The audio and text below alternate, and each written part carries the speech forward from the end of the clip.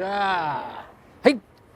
というわけでね、始まりました、YouTube 企画ですけど、今回、チャゲのずっと細道が、我が地元、世田谷から無事スタートを切ることができたので、それを記念してですね、ちょっと東京をね、ディスカバリーしようかなと思って、思っております。こうやってここ渋谷、もうハチ公の前の渋谷あたりはもう皆さんがだいぶ、もう世界中の人が知ってる、景色ではございますが、ここからね、電車一本乗り換えることによって、こんな東京もあったのと。こんななんか新しい東京があるねというのをね、探していきたいんです。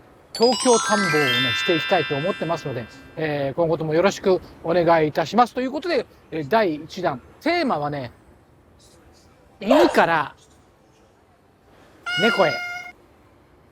犬から猫へ。これをテーマに、今日はお届けしたいと思います。よろしくお願いします。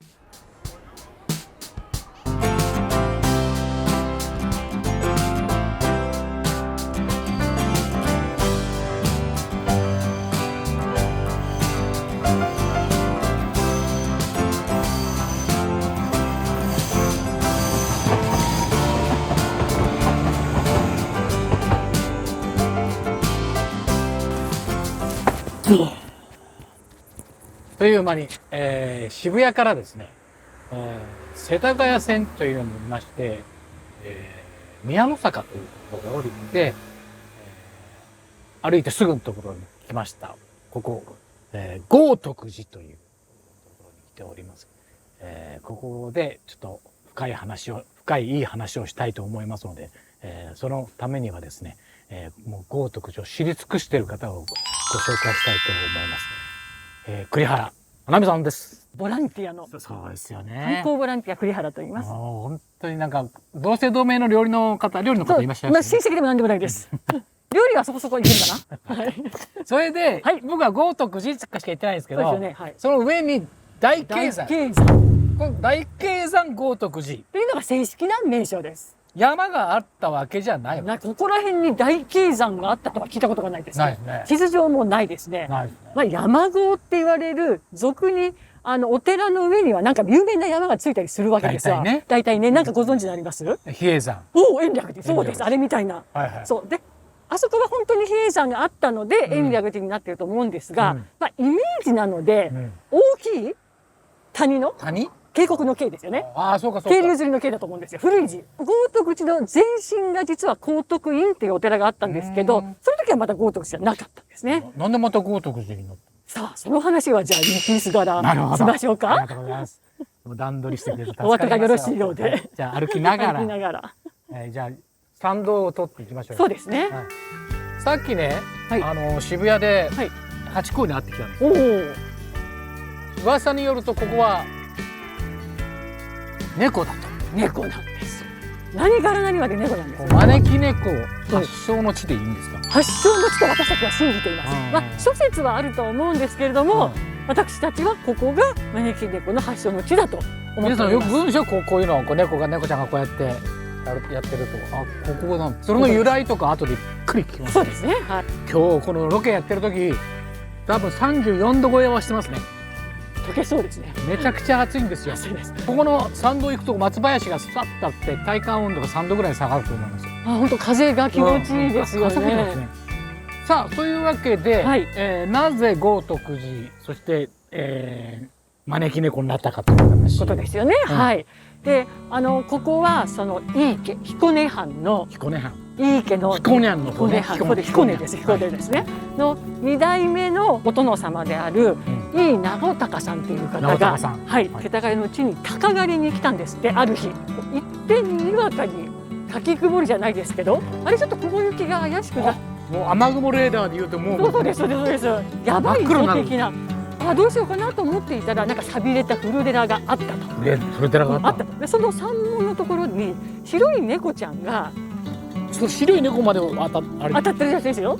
名前まで玉だったらしいんですけどね。マジですか？猫の玉ちゃんが江戸時代から玉だったんですね。これは。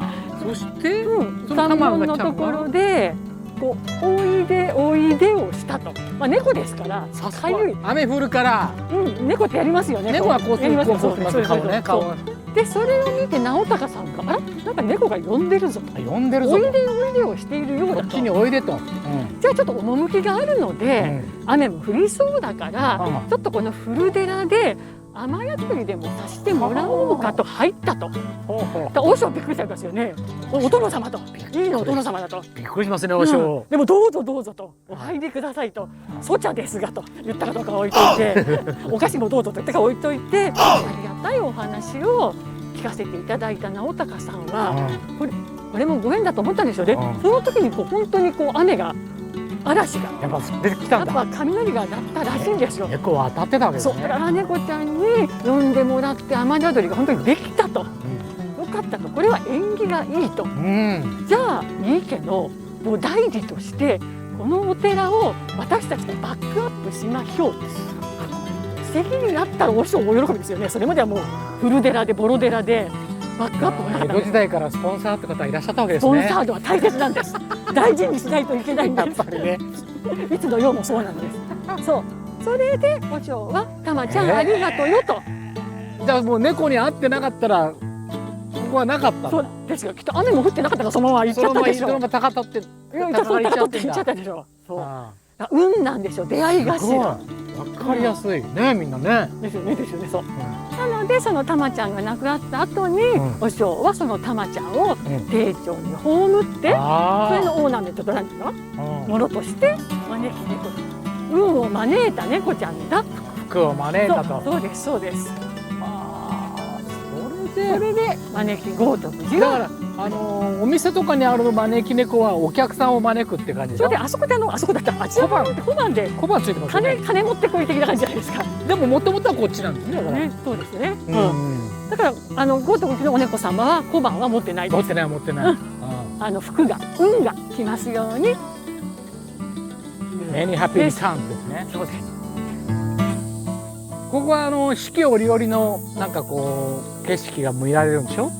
秋に来ていただければ、ここもみじですごく綺麗ですね。いろはもみじみたいなやつがあるし、春は桜。桜もあるし、芍薬。芍薬ね。あります。もちろん梅もあります。梅。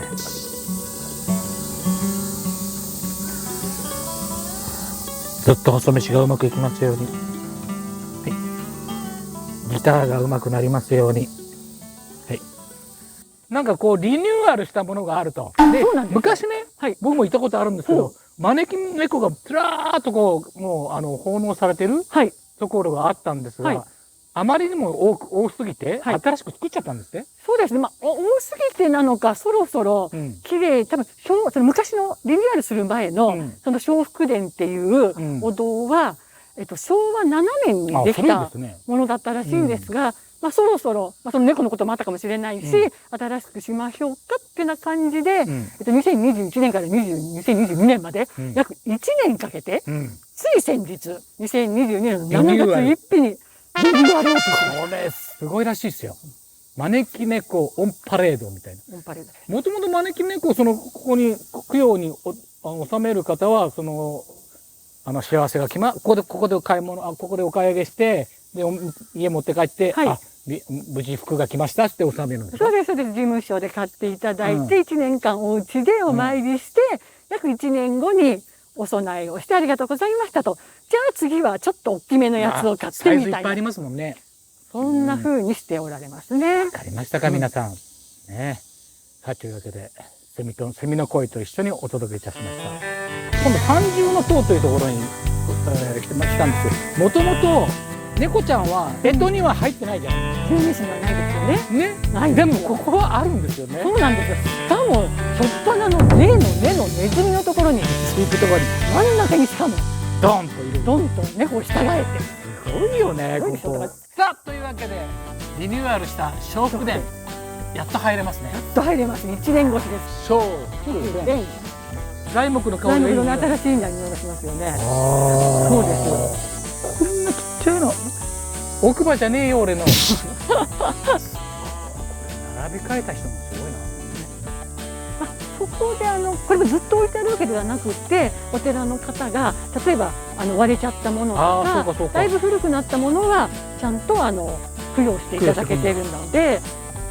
猫ってこうしますもんね、やっぱね。そうです。かゆいんですかね。こうとかしますもんね。それでこれがおいでおいでに見えちゃう。見えたんですよね。そうじゃなきゃ、そうか、ここに豪徳寺はなかったんだ。なかったです。あ、後ろになんか書いてある。外国の方。外国の方ですね。本当だ。ね。私はここに来て大変嬉しいって書いてある。バイリンガルですか。ようやく来まし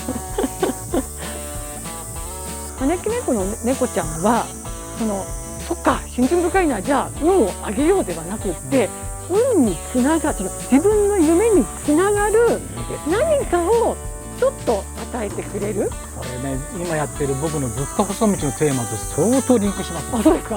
音楽でそれをやると。突然こうね、最近の欲しいものが上から目線じゃないんですね。違います。そのための努力はもちろんご自身もするけれども、じゃあちょっとこんなのもあるよっていうのを押してあげたり。そうね。なんかこう見つめてるだけでもなんかちょっとこう癒されたりしたり、勇気もらったりするかもしれないもんね。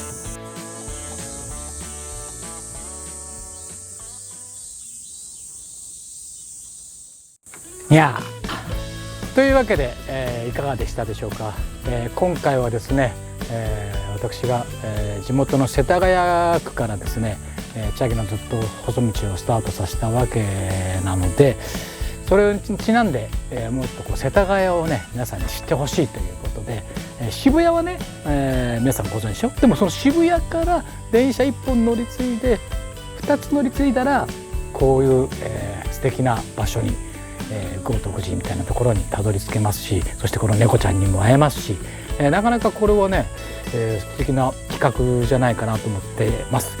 こういう感じでね、茶木のずっと細道は日本中のいろんな町に行って、その土地土地のなんかこう素敵な場所とか人とか食べ物とかそういうものを体感して、そして、音楽と一緒音楽を届けるみたいな活動を、足掛け35年やろうとしてますからね、壮大なる計画なので、まあ日本のいろんなところで茶木に会えると思いますので、ぜひともですね首を長くして35年ありますから、待っててください。